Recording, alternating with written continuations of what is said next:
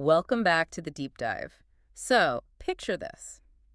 You're at some kind of social event, maybe work, maybe just a party, right? You're speaking English, Uh-huh. music's playing, drinks are there, and bam, you realize you need to talk to someone new. Or just keep a chat going.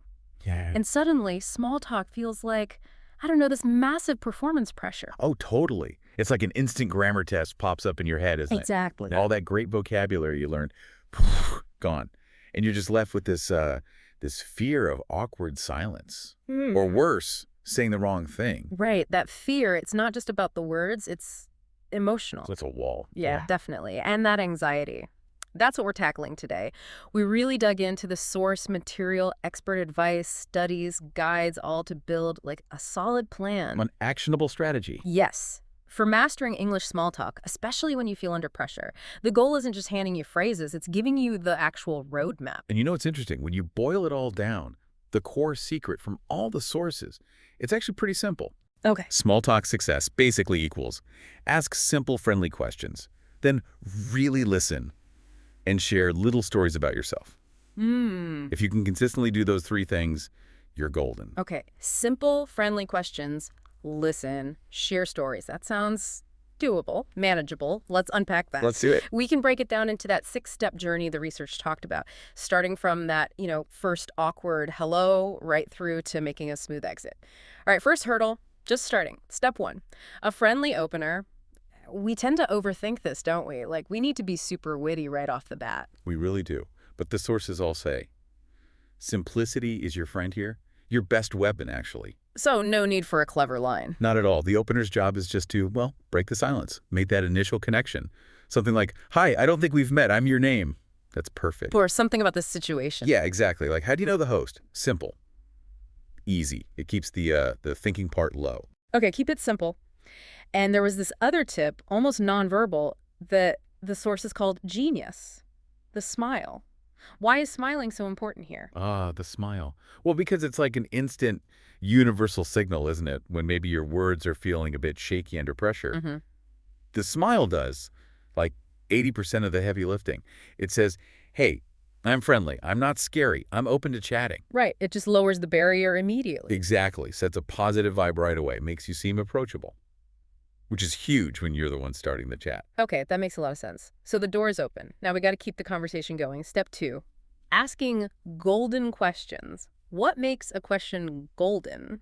A golden question is, it's open-ended. It makes the other person share something, a story, an opinion, some detail. It stops them from just saying yes or no. Ah, so it avoids those dead ends. Precisely. Instead of, say, was traffic bad, which gets you maybe you ask something like, so what's the most interesting thing you've been working on lately? Or like, what kind of music do you usually listen to? Something that needs more than one word. Exactly. You're basically giving them a little stage to talk about themselves. Yeah. Which, bonus, takes the pressure off you for a second. Okay, makes sense. But it can't be an interview, right? Small talk needs to go both ways. That brings us to step 3. Share something about yourself. How do we balance that? Yeah, you absolutely can't just grill them. The sources really stress this idea of reciprocity, give and take. So if they answer my golden question... You don't just nod and fire off the next one. No. Yeah. You react, connect it maybe to a tiny, quick story of your own, like 2 sentences max. Okay, example. Sure. If they mention a project, you might say, oh, that sounds really cool. It kind of reminds me of this one time when I first started my job. Share your quick thing, and then, this is key, you toss the ball back. Ask another related, open-ended question. The little story builds a connection. The question keeps it moving. Got it. Share a bit, then ask again. That keeps the flow. Okay, step 4 is something we often forget when we're nervous. Active listening. Oh, yeah. Big one. It's easy to get so caught up in thinking about what you're going to say next or translating in your head that you kind of miss what they just said.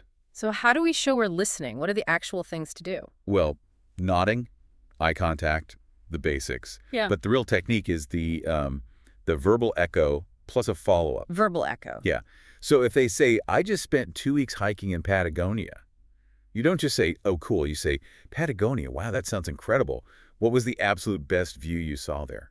Ah, so you repeat a keyword, Patagonia, to show you heard it. Exactly. It confirms you were listening. Yeah. And then the follow-up question digs a little deeper, shows genuine interest. It proves you're engaged. Right, proves you're actually involved. Okay, step 5 is about the topics. Keep it light and positive. The sources seemed pretty strict on this. They were, and for good reason. Stick to safe ground. Music, food, travel, hobbies, movies, maybe the weather or local stuff. Why so strict? Because parties are meant to be fun, light, social lubrication, not a place for heavy debates. Makes sense. And strategically, for a language learner, getting into complex or controversial topics, politics, deep personal issues is super risky. Nuance is hard. Yeah, you could easily say something you don't quite mean. Exactly. Miscommunication danger zone. So you stick to the fun zone. Keep it positive. That's actually a really practical reason beyond just etiquette. It's like self-preservation. Totally. Okay, final step in the journey. Step 6, exiting gracefully. Because you can't talk to everyone all night, knowing how to leave well is important too, isn't it? Hugely important. And it boosts your confidence when you know you can handle the exit smoothly. So no awkward shuffling away. Please, no. Confidence is key. Don't sort of stammer or apologize for leaving. Have a couple of polite, clear exit lines ready. Like what? Something simple and positive like, well, it was really great talking to you. I think I'm going to go grab another drink, but hope we can chat again later. Nice. Shows respect, but you're still moving on. Exactly. You own your time, politely. Okay, so we've got the 6 steps for during the conversation. But the sources also had some really smart tips for preparing before you even get to the party.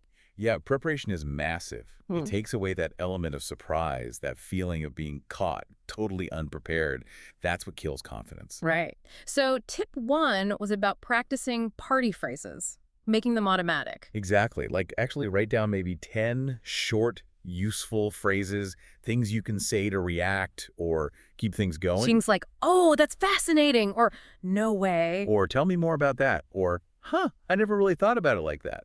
Stuff like that. And practice them out loud. Definitely. Say them until they feel totally natural, automatic. So your brain doesn't have to scramble for them in the moment. It frees up mental energy to actually listen and understand. Okay, automatic safety nets. I like that. What if the conversation just dies? That awkward silence hits. Ah, yes.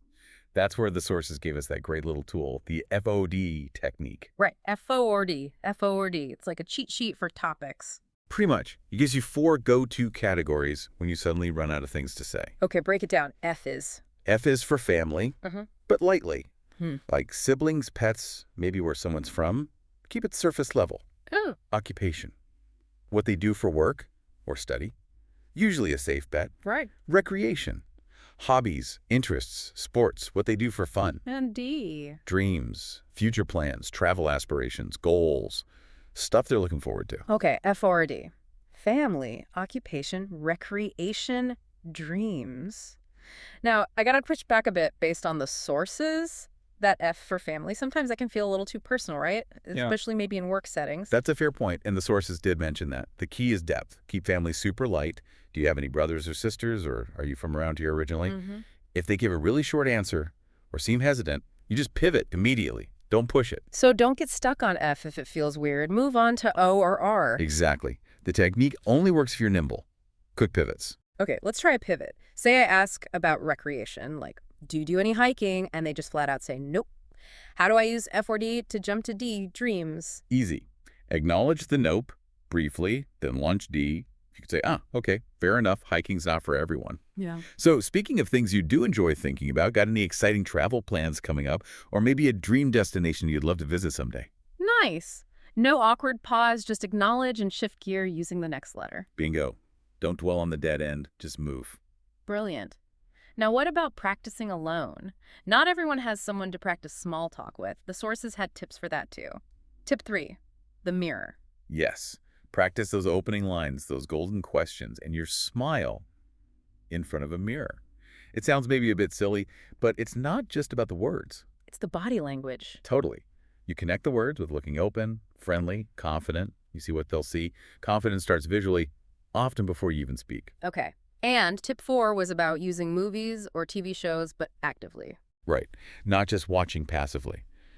Find scenes, normal, everyday chat scenes, not big dramatic arguments, and actually mimic them. Copy the actors. Yeah, copy the words, sure. But also the rhythm, the intonation, the casual flow. Try and download the music of conversational English, not just the dictionary definitions. Yeah. It's way more practical than just vocabulary lists. Downloading the music. I like that. And my favorite prep tip, tip 5, Pre-prepare a couple of short stories. Ah, yes, the stories. Crucial. Why are stories so powerful in small talk? Because facts just kind of Hmm. sit there. Hmm. But stories connect. They make you human, relatable. So if someone asks a question, Instead of just a factual answer, you weave in a super short, maybe funny or interesting story, like 3 or 4 sentences. Something that happened at work, a weird travel moment, a favorite food memory. and that makes you stand out. Instantly, you become memorable, interesting. Not just another person answering questions, but, and this is important, you got to have these little stories practiced, polished, ready to go. We've covered a lot of the how-tos, the mechanics, but like we said at the start, the biggest block is often just fear. Mm-hmm. The emotional side. The sources really spent time on this, the fear of making mistakes, of being judged, of that horrible, awkward silence. And that anxiety is so real. Often it's a much bigger problem than, getting a verb tense wrong. Definitely. But here's the key insight the research offers. You need to shift your mindset. Stop thinking of it as a performance. And think of it That's as, connection. okay, performance versus connection. What's the real difference in how that feels or plays out? Well, if you're focused on performance, you're constantly grading yourself. Was my grammar perfect? Was my accent okay? It's all about you and your flaws. Yeah, that's stressful. It is. But if you focus on connection, your priority shifts. It becomes about being friendly, about listening, about finding common ground, sharing a moment. And how do other people react? Honestly, most people at a party aren't there with a red pen to mark your English. They want to connect too. They often really admire the courage it takes to speak in another language. So they're not judging the syntax as much as the vibe. Exactly. They're judging your openness, your friendliness. Are you making an effort to connect? That's what matters way more than perfect grammar. That's actually really freeing, a big perspective shift. Okay, so if we make that shift, focus on being friendly and open, what's the payoff? The sources listed some clear benefits. Oh, huge benefits. First, your confidence just goes way up. Yeah. You walk into a room knowing you have the tools. You can start a chat. You can end it. That's empowering. Yeah, I can see that. Second, your actual fluency improves. Real fluency. Not textbook stuff. Small talk is like language gym. Real time, messy, practical. It builds that muscle memory. And what about like actual outcomes, meeting people? Absolutely. Small talk is the front door to everything else. New friends, definitely. But also, think about networking, job opportunities, collaborations, important connections. Right, those things rarely start with a formal pitch. They start with, hi, how do you know the host at some event? Exactly. And finally, maybe the most important, the emotional payoff. Connecting with people reduces that feeling of isolation, makes you feel part of things. It just makes you happier. That's a pretty great return for practicing a few phrases, isn't it? Yeah, when you put it like that. Definitely. The sources even suggested a practice schedule, right, to make it systematic. They did. A simple 15-minute daily routine, maybe over 2 weeks, to really build the habit. What did that look like? Something like 2 minutes warm-up, maybe mirror practice with an opener, 5 minutes practicing asking those open-ended questions out loud, 5 minutes rehearsing one of your short stories, and then maybe 3 minutes just listening to and shadowing some casual English conversation, like from a video clip. 15 minutes a day builds consistency. Consistency builds the automaticity you need, makes it less scary. Hashtag outration. Okay, wow. Lots of practical stuff there. Let's quickly recap the mission. Small talk at parties. It's a process. Start simple. Friendly opener. Big smile.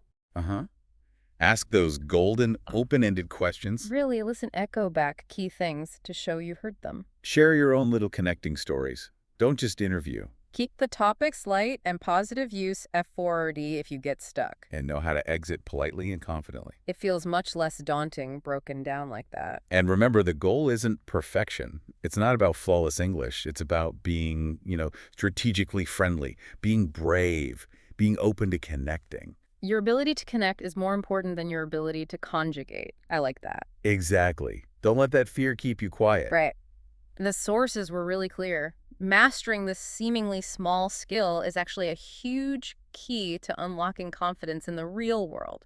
So, here's the challenge for you listening. Tonight, just do this one thing. Go to a mirror, practice one simple opener. Hi, I don't think we've met. And give your most welcoming smile. That's it, your first step. That's your first step on the journey. Give it a try. We'll catch you on the next deep dive.